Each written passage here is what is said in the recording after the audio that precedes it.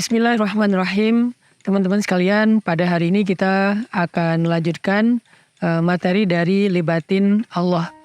Rasanya udah lama banget saya belum lanjutin postingan dari materi ini, karena ini adalah program yang insya Allah akan berlanjut, walaupun mungkin rutinnya saya belum bisa berjanjikan apakah setiap pekan atau 2 pekan sekali dan seterusnya. Tapi insya Allah akan diusahakan sesering mungkin supaya teman-teman bisa ngecas iman dengan materi dari Libatin Allah. Hari ini kita akan belajar melibatkan Allah dengan mentadaburi satu ayat di dalam Al-Quran. Di dalam surat At-Taubah ayat 119, Allah Subhanahu wa taala berfirman, A'udzu billahi minasy syaithanir rajim. Ya ayyuhalladzina amanu taqullah. يا أيها الذين آمنوا اتقوا الله وكونوا مع الصادقين. Wahai orang-orang yang beriman, kata Allah, taatlah kalian kepada Allah dan senantiasalah kalian bersama dengan orang-orang yang benar. Ayat ini memerintahkan kita kepada 2 hal yang sangat penting ketika kita ingin Allah terlibat dalam hidup kita. Kalau misalnya kita pengen Allah itu membersamai kita, kalau kita pengen Allah itu melindungi kita, menolong kita, ngasih kita jalan keluar dalam hidup, menuntun kita, membimbing kita, apa yang harus kita lakukan?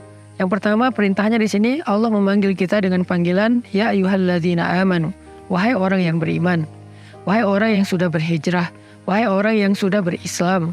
Allah panggil, lalu Allah katakan, ittaqullah, bertakwalah kalian kepada Allah. Bertakwa kepada Allah ini sederhananya adalah taatlah kalian kepada Allah. Jadi kalau kita ingin melibatkan Allah, caranya taat kepada Allah.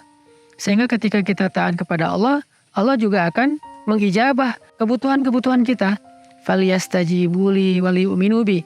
Hendaklah orang yang beriman itu memenuhi panggilan Allah, yaitu dengan taat, sholat, kemudian puasa, haji bagi yang mampu, dan seterusnya. Taat kepada Allah.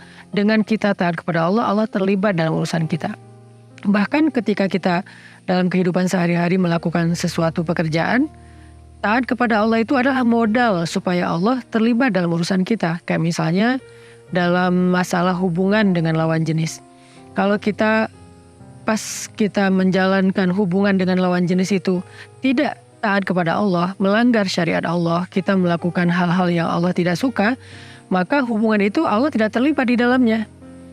Tapi kalau kita menjaga hubungan kita dengan lawan jenis, misalnya kita suka dengan seseorang, lalu ketika kita ingin serius sama dia, kita punya pilihan nih, mau pacaran atau menikah dengan proses ta'aruf. Nah, kalau misalnya kita memilih pacaran dan melakukan dosa, maka Allah nggak terlibat di dalam hubungan kita. Sehingga hubungan kita itu bukan hubungan yang dijaga sama Allah. Mungkin akan jadi sampai menikah, tetapi proses sampai menikah, bahkan di dalam pernikahan juga Allah nggak ridho dengan proses itu. Sehingga akhirnya kalau kita punya masalah nanti dalam hubungan pernikahan, Allah nggak terlibat kecuali kita bertaubat. Apalagi kalau nggak jadi nikah, maka yang terjadi pada diri kita itu semuanya sesuatu yang sia-sia dan terlepas dari perlindungan Allah. Tapi kalau kita memilih hubungan yang taat kepada Allah, yaitu nggak pacaran, kita ta'aruf dengan cara yang benar, kenalan dengan cara yang benar sampai menikah, maka jadi atau tidak jadi hubungan itu ke pelaminan, tetap hubungan itu dalam perlindungan Allah. Allah terlibat dalam hubungan mereka. Kalau nggak jadi, Allah ganti dengan yang lebih baik. Kalau jadi, Allah jadikan rumah tangganya sakinah, mawaddah, warahmah. Ini artinya taat kepada Allah, cara kita melibatkan Allah dalam hidup kita. Begitu juga dalam pekerjaan misalnya. Kalau misalnya kita memilih untuk menjalani proses kita dalam mencari rezeki atau bekerja dengan cara yang tidak taat kepada Allah, misalnya sumpah palsu, atau misalnya dengan perjanjian yang nggak baik, atau dengan ya tadi ingkar janji, berbohong, manipulatif, zalim kepada orang lain, melakukan hal yang Allah nggak suka, melanggar syariah dalam pekerjaan kita, maka Allah nggak terlibat dalam pekerjaan kita itu, dalam proyek kita, dalam karir kita. Sehingga ketika kita punya masalah, Allah nggak menolong kita. Tapi kalau kita menjalani karir hidup kita dengan jujur, dengan ikhlas karena Allah, dengan penuh kasih sayang kepada sesama manusia, tidak zalim, tidak manipulatif, amanah, maka ketika kita punya masalah dalam pekerjaan kita, Allah pasti terlibat. Allah pasti akan nolong kita. Gak mungkin kita celaka dengan masalah itu. Ini cara pertama melibatkan Allah di dalam ayat 119 surat At-Taubah. Ittaqullah, taatlah kepada Allah. Tapi ternyata taat kepada Allah ini gak cuman cukup dengan kita inisiatif pengen taat kepada Allah. Ada caranya. Bagaimana cara kita taat kepada Allah yang lebih istiqomah? Bagaimana cara kita taat kepada Allah supaya lebih benar, supaya sesuai dengan petunjuk, supaya lurus? Bagaimana caranya? Kata Allah, caranya kunu ma'as shadiqin, sertailah orang-orang yang benar. Siapa mereka orang-orang yang benar? Orang yang benar itu yang pertama adalah Rasulullah SAW. Kemudian para sahabat. Kemudian siapa? Para ulama. Karena yang paling mengerti tentang kebenaran adalah para ulama setelah Rasulullah dan para sahabat. Kita tidak lebih mengerti daripada para ulama tentang kebenaran. Makanya Allah bertanya, "Qul hal yastawil ladzina ya'lamun wal ladzina la ya'lamun?" Katakan, memangnya sama antara orang yang mengerti dengan orang yang tidak mengerti? Nggak sama.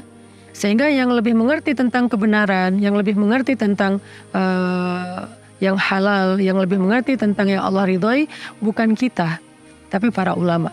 Karena kita sekarang nggak bisa membersamai Nabi, nggak bisa membersamai para sahabat. Sehingga cara kita memahami Nabi dan para sahabat itu adalah dengan bertanya kepada para ulama. Fas'alu ahla dzikri in kuntum la ta'lamun. Tanyakanlah kepada ulama yang ngerti ilmu jika kalian tidak mengerti. Sehingga kita jadi tahu, oh ini kebenaran yang dicontohkan Nabi. Oh ini kebenaran yang diridhoi Allah. Kita sertai para ulama, kita belajar kepada para ulama. Dengan kayak gitu, kita akan tahu cara taat kepada Allah yang membuat Allah terlibat dalam hidup kita. Jadi kayak misalnya dalam urusan tadi karir, tanya kepada para ulama, belajar kepada para ulama fikihnya, fikih muamalah, urusan pekerjaan, tanya mana yang halal, mana yang haram, mana yang syubhat, mana yang nggak boleh dan seterusnya. Apakah ini boleh, apakah ini dilarang dalam agama? Itu cara kita taat kepada Allah. Jadi takwa kita kepada Allah itu adalah dengan cara mengikuti para ulama. Kunu ma'as shadiqin, kata Allah. Sertailah para ulama. Untuk itulah kita perlu berguru dalam belajar Islam atau bahkan dalam mengamalkan Islam. Kita perlu berguru. Dan beda sekali antara kita berguru dengan sekedar mendengar nasihat dengan berguru dan mengikuti arahan mereka. Itu berbeda. Sehingga nggak cukup kita cuman berguru dengan mendengar nasihat di sosial media, di YouTube, TikTok, Instagram, Facebook, dan seterusnya. Kita juga perlu mengikuti arahan mereka. Kita kalau perlu malah kita kenal dengan mereka untuk bisa bertemu dengan mereka, bertanya langsung kepada mereka. Itulah cara berguru yang dicontohkan oleh para sahabat dahulu. Itulah cara berguru juga yang dicontohkan oleh para ulama-ulama kita yang dahulu. Jadi carilah sebanyak mungkin ulama untuk kita belajar kepada mereka. Sertailah mereka, ikutilah mereka, dengarkan dan taatilah arahan-arahan dari mereka yang berilmu dan benar dengan keilmuannya. Sehingga dengan demikian kita menjadi orang yang taat kepada Allah sesuai dengan apa yang Allah syariatkan dalam Islam. Dengan kita taat kepada Allah sesuai dengan syariat Allah, maka Allah terlibat dalam urusan kita. Nah, bicara tentang kunu ma'as shadiqin, sertailah orang-orang yang benar atau orang-orang yang mengerti kebenaran, yaitu para ulama. Ada satu ungkapan yang saya baca dalam kitab Ihya Ulumuddin. Man laisa lahu syaikh fa syaikhuhu syaitan, kata ulama. Siapa yang dia nggak punya guru, maka gurunya itu setan. Artinya kita belajar Islam tuh nggak bisa otodidak. Kita nggak bisa langsung baca Al-Quran, baca hadis, lalu kita menyimpulkan sendiri, nggak bisa. Kenapa? Karena kita nggak punya kapasitas menyimpulkan ayat dan hadis. Kita cuma mengerti teksnya, tetapi tidak mengerti maksud dari pemilik teks. Makanya itulah bedanya antara al-fahmu dan al-fiqhu.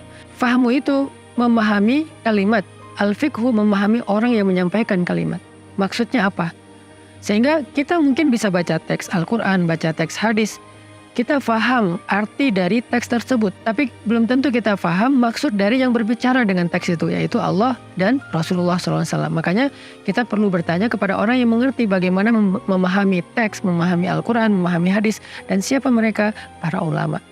Karena itulah dalam tradisi belajar Islam, baik di Indonesia maupun di Arab sejak zaman dahulu, kita tidak belajar Islam itu secara otodidak. Kita belajar Islam itu kepada guru. Dulu ketika saya masih kecil, masih umur sekitar 8 tahun mungkin ya, 8 tahun, saya pernah dibawa oleh orang tua saya ke seorang ulama yang cukup karismatik di Aceh. Beliau adalah dipanggilnya Tengku Abu Kutakrung. Nah, hafizahullah. Beliau adalah seorang ulama karismatik, ulama yang karomah, waliullah yang ada di Aceh, yang alhamdulillah sampai sekarang beliau masih hidup. Usianya udah mungkin lebih dari 80 tahun, tetapi beliau Masya Allah masih terlihat auranya bercahaya, sehat. Masya Allah ilmunya masih beliau sebarkan kepada murid-muridnya. Saya pernah diajak oleh orang tua saya ketemu dengan beliau untuk tabarukan, untuk mencari berkah dari ulama yang solih. Ketika saya ketemu dengan beliau bilang gini, anak ini akan menjadi orang yang dekat dengan Al-Quran. Maka bawalah dia kepada guru yang bisa mengajarkan dia Al-Quran. Kalimat itu masih saya ingat sampai sekarang. Seolah-olah Tengku Abu Kutakrung ini memberikan irsyadat, memberikan arahan kepada orang tua saya bagaimana harusnya mendidik saya. Beliau memberikan arahan, carilah guru untuk anak ini yang bisa mengajarkan Al-Quran. Karena dia akan menjadi seorang yang dekat dengan Al-Quran. Pulang dari sana, saya bilang kepada ibu saya, Mak, Tengku Abu Kutakrung itu orang yang saya lihat di dalam mimpi saya. Jadi sebelum saya ketemu dengan beliau, saya mimpi. Cuman kan karena saya nggak kenal beliau, jadi saya nggak tahu siapa. Lalu saya nggak cerita juga sama orang tua saya. Jadi pas pulang saya bilang itu yang saya lihat di dalam mimpi. Artinya usia 8 tahun saya pernah bermimpi ketemu dengan seorang ulama, seorang hamba Allah yang salih, waliullah. Dan saya mencium tangannya. Nggak lama setelah kejadian saya mimpi, orang tua saya ngajak ketemu dengan Abu Kutakrung. Dan saya cium tangan beliau dan beliau mengusap kepala saya, mendoakan saya dan mengatakan hal yang tadi. Saya baru oh ini mimpi saya yang kemarin saya dapatkan. Ternyata disuruh mengunjungi beliau. Dan itu bukan karena saya meminta, ibu saya yang mengajak saya kepada beliau tanpa tahu bahwa saya pernah bermimpi ketemu dengan beliau beberapa hari yang lalu. Nah, setelah mendapatkan arahan dari Tengku Abu Kutakrung, akhirnya ibu saya mencarikan saya seorang guru untuk ngaji. Dan kejadiannya juga cukup dramatis. Bukan sepenuhnya mencari sebetulnya. Juga waktu itu guru saya yang pertama mengajar saya mengaji yaitu Ustadz Fakhri Abdul Majid. Beliau mendengar saya lagi azan di rumah, kemudian bertanya kepada ibu saya, siapa yang azan ibu? Anak saya. Ya udah, boleh nggak saya ngajak dia ngaji di masjid? Kata ibu saya, ya saya lagi nyari guru untuk dia belajar ngaji di masjid. Akhirnya gayung bersambut, saya pun diajak belajar ngaji ke masjid. Yang tadinya cuma belajar alif bata aja di rumah, nggak serius gitu kan. 1 bulan saya belajar di masjid, alhamdulillah Masya Allah karena berkah guru, saya langsung bisa ikut musabakoh. Musabakoh tingkat kecamatan, alhamdulillah juara. Kemudian naik ke tingkat kabupaten, juara juga. Naik tingkat provinsi, juara juga. Sampai naik tingkat nasional di tahun yang sama, alhamdulillah juga juara 1 tingkat nasional. Dengan waktu belajar saya tuh masih kurang dari 1 tahun sejak awal saya belajar ke beliau. Jadi baru sebulan udah musabakoh, kemudian musabakoh lagi tingkat berikutnya sampai tingkat nasional. Itu tuh beruntun, Masya Allah. Berkah dari arahan dari Abu Kutakrung dan juga berkah dari guru yang pertama saya yaitu Ustadz Fakhri Abdul Majid. Selain Ustadz Fakhri juga selain beliau mengajarkan saya tentang mengaji bisa mujawwad, bisa dengan irama, beliau juga merekomendasikan guru berikutnya karena beliau mengharapkan saya mendapatkan lebih. Sehingga beliau merekomendasikan guru saya Ustadz Azhari Usman, Allah yarham karena beliau wafat dalam musibah tsunami, Ustadz Sayyid Ridwan. Bahkan saya belajar juga di Jakarta kepada Dr. Said Agil Munawar, kemudian kepada Ustadz Ahmad Muhajir, qori-qori internasional. Itu semuanya dari satu guru ke guru yang lain itu saling memberikan arahan dan rekomendasi. Sehingga saya belajar banyak kepada banyak ulama-ulama Ahlul Quran ketika saya masih di Aceh, dan mereka adalah ulama-ulama Ahlus Sunnah wal Jamaah. Dan mereka saling memberikan rekomendasi. Kemudian ketika saya SMP, saya masuk ke pondok Ahlus Sunnah wal Jamaah, pondok Aswaja. Saya belajar kepada guru. Waktu SMP kita masuknya pondok tahfiz ya. Guru saya dari Tebu Ireng, orang Jawa yang mengabdi ilmu Al-Qur'annya di Aceh. Jadi ada Ustadz Amin, ada Ustadz Swalib, ada 2 ustadz dari Pulau Jawa datang ke Aceh dengan sangat ikhlas untuk mengajarkan Al-Quran kepada anak-anak Aceh. Saya belajar kepada beliau, lalu setelah itu masuk SMA, saya juga belajar kepada guru-guru yang lainnya yang ada di, bukan SMA ya, pondok pesantren tingkat aliyah, belajar juga kepada guru-guru yang ada di sana. Semuanya adalah guru-guru Ahlus Sunnah wal Jamaah. Sampai kemudian guru saya meminta saya untuk melanjutkan studi ke Mesir. Waktu itu sebetulnya saya belum berniat pengen belajar ke Mesir. Saya lebih pengen belajar ke kampus umum di Indonesia. Karena sebetulnya waktu itu penasarannya saya lebih pengen belajar kayak sains gitu. Karena saya senang astronomi, senang tentang alam gitu. Jadi kayak pengen belajar sains. Tapi kata guru saya, jangan, kamu ke Mesir aja belajar di Al-Azhar. Saya karena manut kepada guru, derek yai ibaratnya, akhirnya saya nurut aja, ya udah belajar berangkat ke Mesir. Sampai di Mesir saya tes beasiswa dengan asbab Al-Quran, saya disuruh ngaji, alhamdulillah ngaji saya berkenan kepada yang ngetes, akhirnya dikasih beasiswa. Belajarlah saya di Al-Azhar. Al-Azhar dengan ulama-ulama yang luar biasa, Ahlus Sunnah wal Jamaah juga, dengan rata-rata mazhabnya Syafi'iyah. Saya belajar, salah satu guru favorit saya itu ada Dr. Abdurrahman Uwais, kemudian Dr. Ahmad Zaid. Saya belajar Al-Quran juga selain di Al-Azhar, belajar di masjid-masjid. Bahkan di Al-Azhar pun sebetulnya tadinya saya mau ngambil jurusan syariah ya. Tetapi ternyata sama guru saya, dosen saya dipilihkan fakultas Usuluddin dan jurusan tafsir Al-Quran. Balik lagi ke Al-Quran seperti yang awal sekali diarahkan oleh guru saya, yaitu Tengku Abu Kutakro. Akhirnya saya nurut lagi kepada guru, masuklah ke Syu'bah tafsir Al-Quran, fakultas Usuluddin. Saya belajar di situ tentang ulumul Quran, belajar tentang tafsir dan seterusnya. Di luar kampus saya juga belajar kepada guru-guru Al-Quran yang ada di sana. Saya sempat membacakan Al-Quran kepada salah satu masyayikh Al-Quran yang sanad Al-Qurannya tertinggi juga di Mesir, yaitu Syekh Abdul Hakim. Kemudian saya belajar kitab Ihya Ulumuddin kepada Syekh Tariq Faris. Jadi setiap sore pulang kampus saya ke masjid. Itu selama beberapa bulan, setiap sore pulang kampus ke masjid. Bukan beberapa bulan, malah beberapa tahun ya. Sampai saya lulus dari tahun 2002 tuh, jadi berarti sekitar 3 tahun lah. Pulang dari kampus ke masjid sampai malam, duduk baca kitab Ihya, baca kitab Riyadhus Shalihin, talaki dengan beliau, diberikan semacam arahan seperti apa cara memahami kitab-kitab tersebut. Jadi nggak baca sendiri. Sampai kemudian alhamdulillah dengan saya belajar kepada Syekh Tariq Faris dan Syekh Abdul Hakim ini, akhirnya saya ikut musabaqah internasional untuk kategori mahasiswa Al-Azhar yang ada di Mesir. Ada Afrika, ada Arab, ada Asia, ada Eropa. Alhamdulillah saya juga juara di sana. Terus ikut lagi program nih di TV Mesir namanya Iqra TV sama Fajar TV. Mereka punya program namanya program Al-Mizmar Al-Zahabi atau Mizmar Ali Daud. Seruling emas atau seruling keluarga Daud.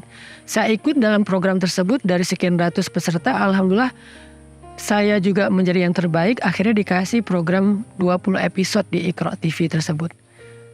Pulang dari Mesir, saya diamanahkan oleh guru saya, Dr. Ahmad Zaid, untuk membuat program dakwah anak muda di Indonesia.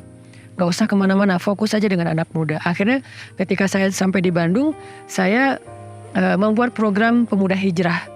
Ini karena amanah dari guru saya, akhirnya saya nurut bikin program pemuda hijrah. Berjalan sampai hari ini, banyak anak-anak muda yang berhijrah. Alhamdulillah, itu kemudahan dari Allah, itu keberkahan dari guru.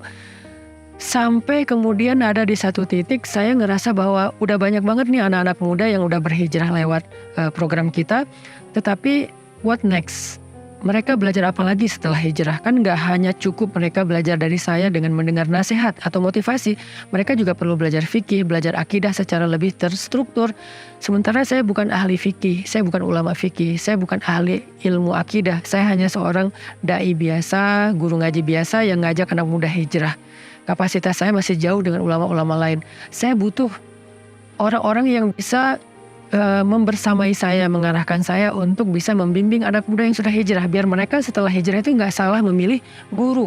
Takutnya kalau mereka salah memilih guru, mereka malah jadi seseorang yang mungkin agak kaku, agak ekstrim, mudah menyalahkan orang, mudah menuduh orang dengan hal-hal yang nggak pantas, bid'ah, neraka dan seterusnya. Ini terjadi sehingga saya merasa kayak sedih, kok gini ya, setelah hijrah lewat kita, lalu dia memilih guru berikutnya, malah kemudian dia balik untuk menyalahkan kita. Padahal dia hijrahnya lewat kita. Ini sangat disayangkan, dan itu nggak 1-2 kasus, ada beberapa kasus.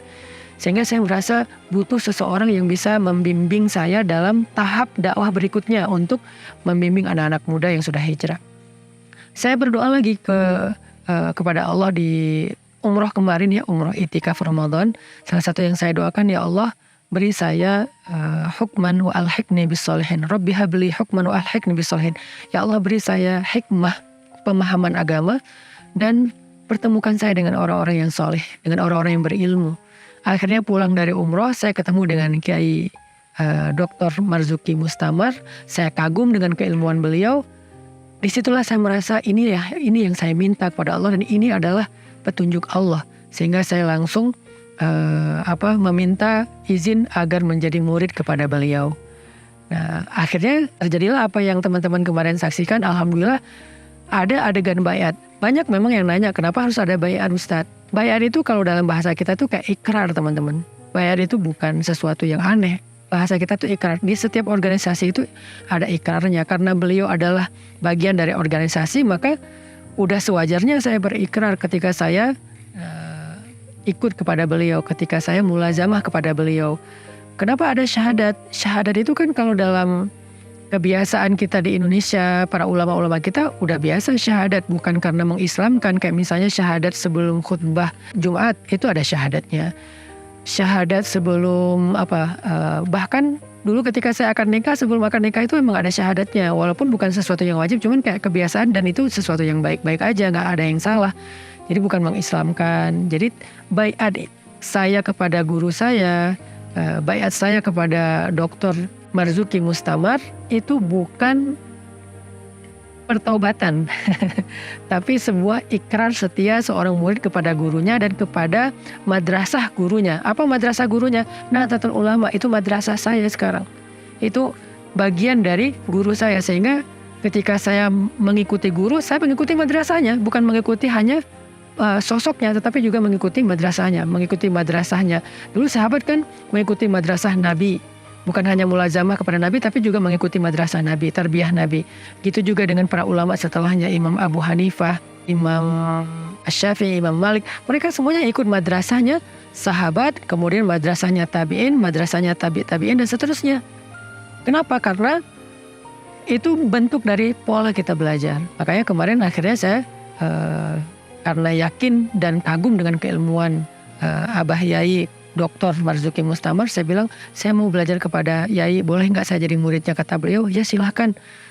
Kalau misalnya berkenan, beliau nggak maksa, beliau nggak meminta, hanya menawarkan kalau memang berkenan ikut ke madrasah Nahdlatul Ulama, tapi ada ikrarnya supaya kita lebih komitmen. Oh ya siap Yai, Bismillah, akhirnya baiat.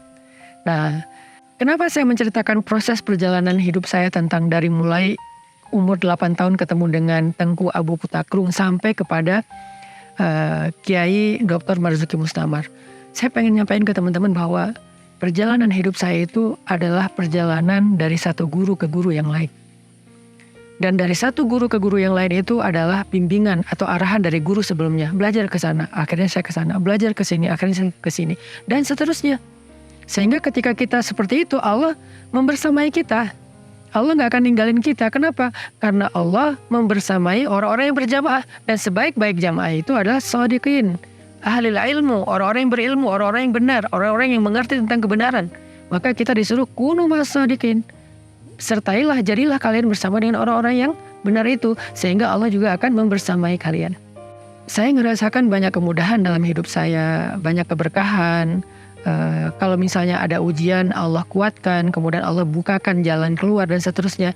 Itu salah satu yang saya yakini itu penyebabnya adalah keberkahan dari guru, karena saya manut guru, saya nggak pernah menentang guru. Sampai hari ini saya masih belajar kepada guru yang ngajarin saya ngaji pertama, yaitu Tengku Fakhri Abdul Majid. Saya masih belajar kepada beliau. Kalau saya pulang ke Aceh, saya pasti ke rumah beliau, saya minta doa beliau, saya minta nasihat beliau.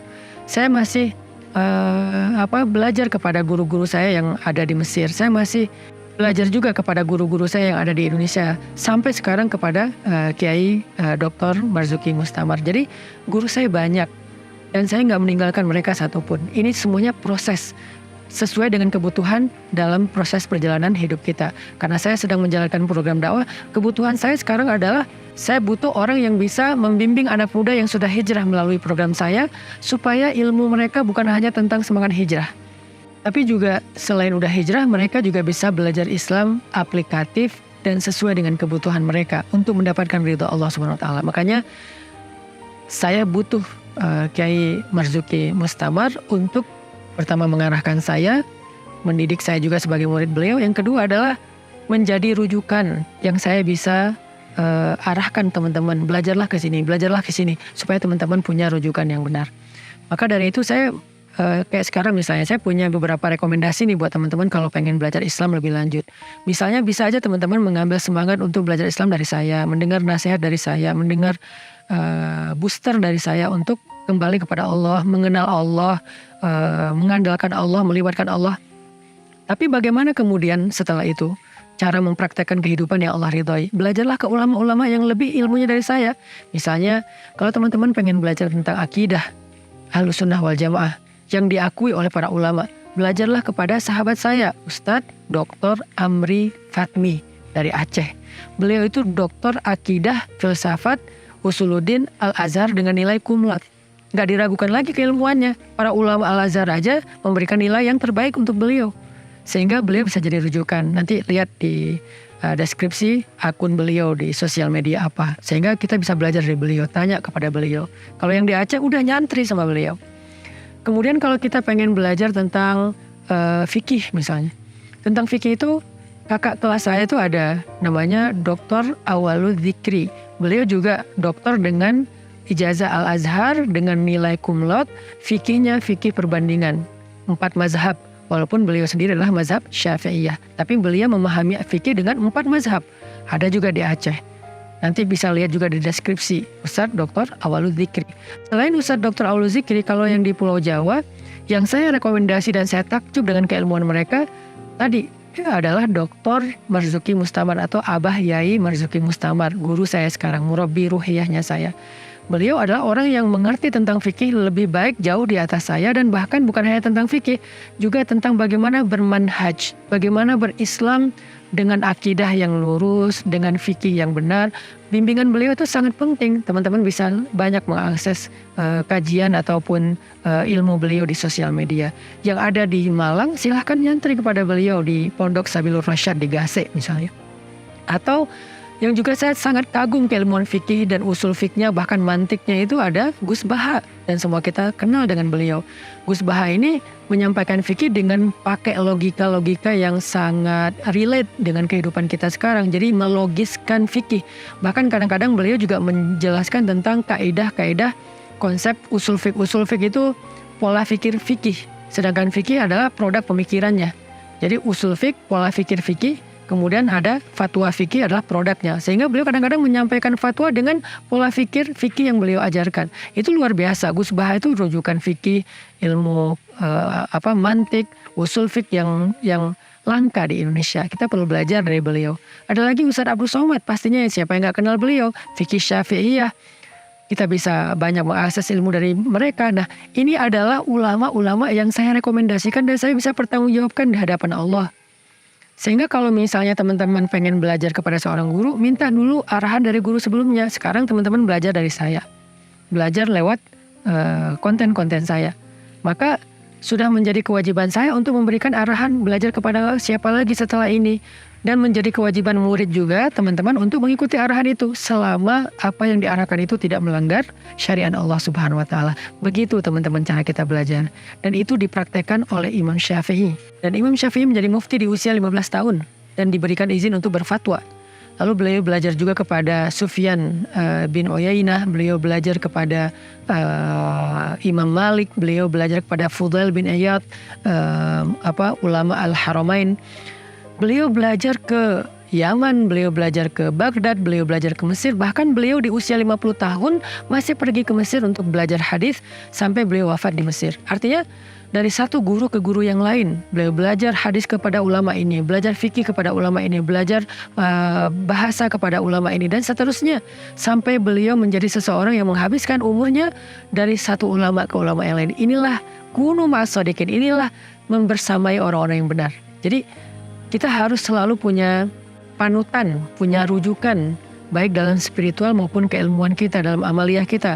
Setiap proses perjalanan hidup kita, nggak boleh putus gitu. Dan cara paling gampang untuk menemukan guru itu adalah minta rekomendasi dari guru kita sebelumnya, tanpa meninggalkan guru itu. Dari guru itu kita belajar apa, nanti dari guru berikutnya kita belajar apa. Inilah makna dari kunu ma'as shodiqin. Dengan demikian, insya Allah kita akan menjadi orang-orang yang Allah akan terlibat dalam setiap urusan kita. Urusan pribadi, urusan keluarga, urusan hidup, urusan akhirat. Semuanya Allah terlibat. Karena Allah terlibat kepada orang-orang yang membersamai orang-orang yang benar, yaitu para ulama. Mudah-mudahan tips hari ini tentang bagaimana melibatkan Allah ini cukup jelas. Dan saya sengaja memilih tips ini supaya relate juga dengan apa yang kemarin sempat viral. Sekaligus menjawab pertanyaan teman-teman. Bahwa itu bukan sebuah proses pertobatan, karena sebelumnya saya sudah Ahlussunnah wal Jamaah, saya sudah setia kepada NKRI, saya sudah menjalankan program-program dakwah sesuai dengan apa yang diarahkan oleh guru-guru saya, baik yang di Aceh, di Mesir atau di Indonesia, dan mereka semuanya Ahlussunnah wal Jamaah, tidak ada satupun yang keluar dari situ.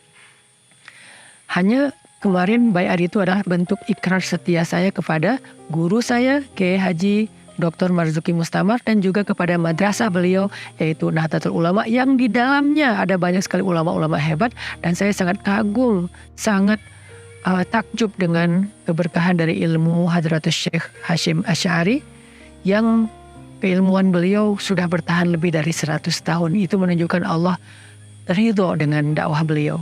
Sebagaimana ulama sebelumnya, misalnya Imam Syafi'i yang sudah bertahan lebih dari 1000 tahun, Allah ridho dengan ilmu beliau. Kebayang nggak? Ada berapa santri NU yang hafiz Al-Quran di pondok-pondok baik di Jawa maupun di luar Jawa, itu jumlahnya udah jutaan loh yang hafal Quran. Semuanya mengambil ilmu sanadnya kepada Syekh Hashim Asy'ari. Kebayang nggak pahala beliau? Betapa mulianya beliau di hadapan Allah.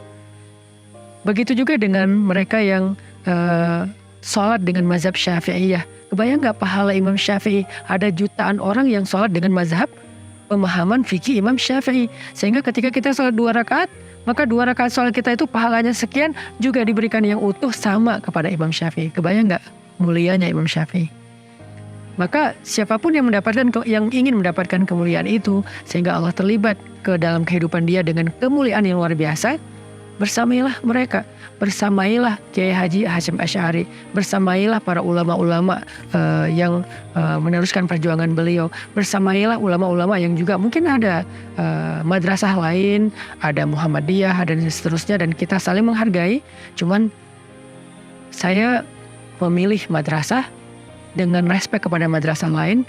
Dan teman-teman tahu dari dulu saya nggak pernah membedahkan orang, nggak pernah menerakakan orang, nggak pernah menyesatkan orang, nggak pernah berkonflik dalam masalah perbedaan pendapat dengan orang lain, karena saya selalu mengedepankan kata respect dan selalu berusaha untuk menebar persatuan. Jadi saya memilih, tetapi saya menghargai yang lain yang bukan pilihan saya.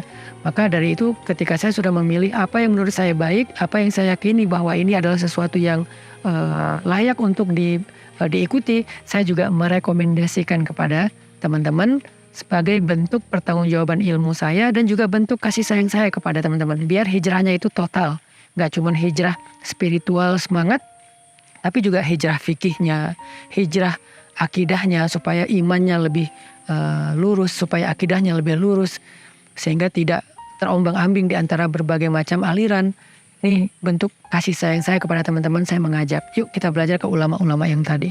Ada Ustadz Dr. Amri Fatmi, Dr. Awalul Dzikri, ada Ustadz Abdul Somad, ada Gus Baha, ada Yai Marzuki Mustamar, ada banyak lagi nanti kiai-kiai dan ustadz-ustadz lain yang hebat-hebat yang insya Allah satu persatu nanti kita akan coba saling cari tahu, dan saya juga kalau mengenal beliau pasti akan saya rekomendasikan untuk menjadi rujukan kita bersama.